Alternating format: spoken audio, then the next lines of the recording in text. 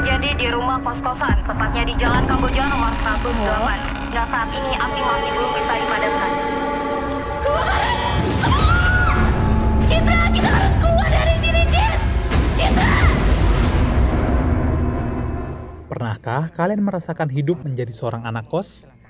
Hidup sebagai anak kos, apalagi semasa kuliah, tentu akan memberikan pengalaman tersendiri bagi mereka yang merasakannya. Mau lihat kamarnya? Tadi kita belum sempat kenalan. Namun, bagaimana rasanya kalau kamar kos yang kita tempati rupanya penuh dengan banyak misteri dan memberikan rasa horor bagi kalian yang menjadi penghuni? Film horor terbaru dari Multi Platinum Screen Pictures, Perjanjian Setan, akan membawa kalian ke dalam kengerian tinggal dalam kos yang dipenuhi kejadian-kejadian aneh dan menakutkan. Film ini disutradarai oleh Farid Dermawan dan diperankan Kalista Arum, Kenny Austin, Jessica Shane, Tija Ruth, juga Gemi Nastiti yang berperan sebagai Dianti, karakter antagonis dalam Perjanjian Setan.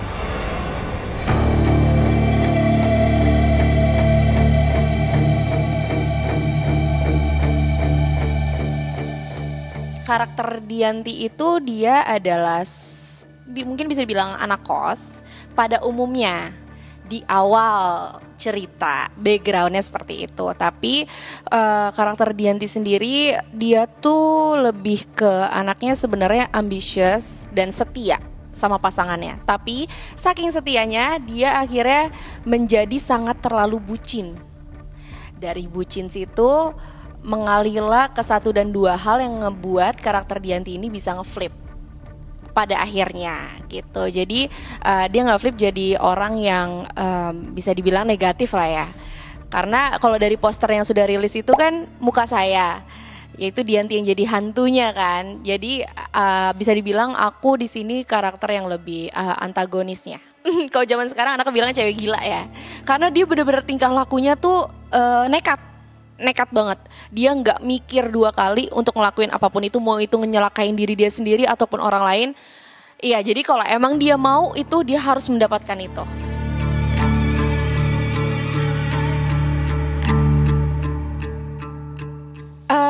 Mungkin ternyata setelah dijalanin, syuting horor itu menyenangkan namun melelahkan sekali. Karena pertama jam kerja kita kebalikan. Jadi yang biasanya callingan pagi pulang malam, jadi callingan sore pulang pagi gitu. Terus selain itu karena aku kebetulan di sini hantunya dan di sini kan Dianti ini hantu terbakar ya. Jadi full satu badan itu tuh di make upin gitu kita. Aku terutama. Dan itu proses make upnya tuh lama banget. Kayak untuk di make upin bisa 2 jam sampai 3 jam. Dan setelah selesai syuting pun aku gak bisa langsung pulang. Aku harus bersihin badan aku dulu. Itu kurang lebih juga 2 sampai 3 jam. Jadi bisa dibilang aku orang pertama yang di calling, aku orang terakhir juga yang pulang gitu. Jadi makan waktunya itu sih yang lama. Dan untuk pertama kali juga kalau film horor ini karena kebetulan aku hantunya, banyak treatment yang aku lakuin sendiri seperti kayak diseling. Kayak aku diseling sendiri, gak ada stand. Ya itu maksudnya hal baru yang aku emang pengen coba gitu. Jadi itu sih paling rasanya tuh banyak hal baru yang bisa aku experience gitu.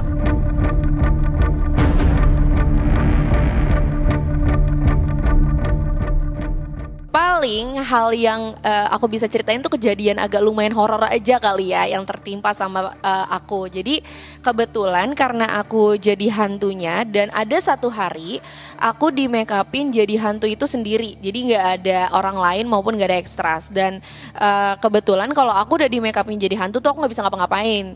Jadi aku cuma bisa duduk aja karena itu full badan dan basah kan gitu. Dan itu kayaknya udah tengah malam, seingat aku mungkin sekitar jam 12-an ke atas kali ya kurang lebih. Aku lagi nunggu adegan, aku lagi mencoba untuk rebahin mata aku lah. Aku pengen merem aja dengan duduk kayak gini.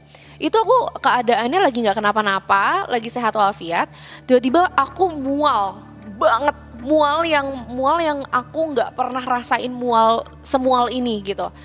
Kayak kalau dibilang masuk angin pun kayaknya enggak gitu. Aku pokoknya mual banget, gak lama setelah itu aku pusing. Terus aku mikir, waduh jangan-jangan sakit nih. Pokoknya intinya aku mikirnya ke situ aja lah, kok sakit ya gitu-gitu. Sampai akhirnya aku udah kayak mencoba dudukin diri dengan tegak gitu-gitulah. Intinya kayaknya ada satu kru yang ngelihat aku tuh kayaknya nggak nyaman, atau mungkin dia juga ngelihat sesuatu aku nggak ngerti. Dia nyamperin aku, dia makeup artis efek untuk hantunya. Dia bilang, kenapa kamu deh? Dia bilang gitu. Terus aku bilang, Kak aku mual banget, kenapa ya? Aku kayak masuk angin deh. Aku mikirnya kayak gitu awalnya kan. Terus habis itu dia ngeliatin aku dulu nih, ngeliatin aku lama. Terus habis itu gak lama kemudian dia ngeliat ke arah, ibaratnya sebelah kanan aku, belakang tuh ada pohon gede emang. Jadi dia habis ngeliatin aku, terus dia ngeliat ke arah pohon. Gak lama dia ngeliat ke arah aku lagi. Terus dia nyamperin aku, terus dia bilang gini, Dek jangan takut ya, ini ada yang ngedeketin ke kamu, dia bilang gitu. Terus aku kayak, masa sih Kak, maksudnya gimana nih, aku mikir gitu kan. Iya ada yang ngedeket ke kamu, wujudnya hampir kayak kamu, mirip. Terus kayak, hah, oh aku baru nggak nih, waduh udah panik kan. Terus abis itu dia bilang, kayaknya mungkin ya dikiranya kamu teman kali ya Dek, karena nggak pernah ada yang begini kan, karena itu setnya kebetulan di perkampungan gitu loh Kak, gitu. Terus gitu, aduh gimana dong Kak, gitu kan. Yaudah tolong bantuin lah Kak, pokoknya intinya aku kayak minta tolong untuk disembuhin lah gitu kan. Dibaca-baca lah intinya sama dia. Gak lama kemudian setelah dibaca-baca, kayak diruqyah kali ya, pasti dinetralisir gitu kali ya bahasanya. Udah aku langsung kayak keluar sendawa gede. Udah abis itu langsung enak, enteng, gak ada apa-apa, balik normal lagi. Terus udah kayak, ini beneran Kak, maksudnya aku kan, menurut aku ini hal yang gak biasa ya buat aku, karena aku gak pernah pengalaman yang kayak gini gitu. Jadi lumayan sebuah cerita ya untuk di lokasi untuk aku pribadi gitu.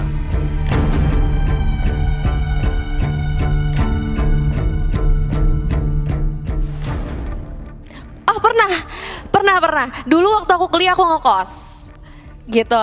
Terus ya udah, aku ngekosnya kebetulan berdua sama temen aku sih. Jadi nggak ada kejadian gimana. Cuman katanya untuk yang tinggal lama di sana, terus penjaga kosnya tuh mereka suka bilang kalau malam dari atas sih suka kedengaran kelentang-kelenteng, karena di atas itu dapur bersama itu di atas.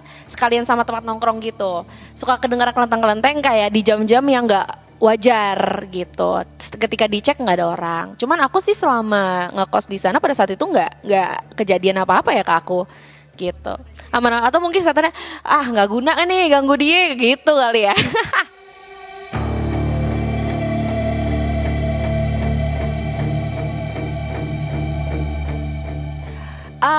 Tingkat keseramannya aku bisa bilang mungkin ini lebih ke 8 karena 2-nya itu romance.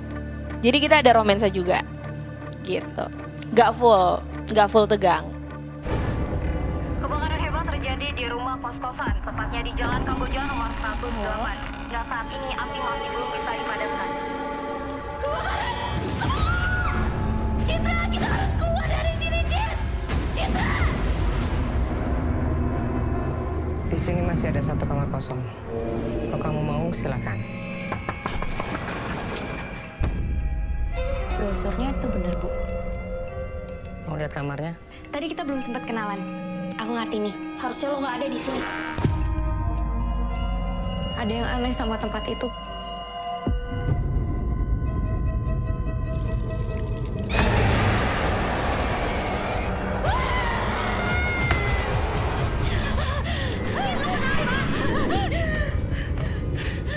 Apapun yang lo lihat barusan, udah lupain aja ya. Ada 3 peraturan yang harus kamu patuhi. Pertama, kamu tidak boleh membawa tamu berkunjung ke sini.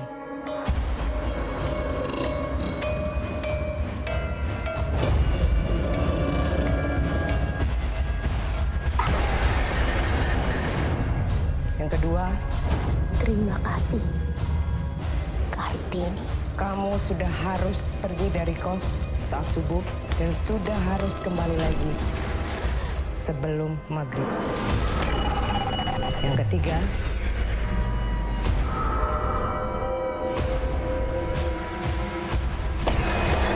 kamu harus makan. Lo terlambat. Ini yang paling penting.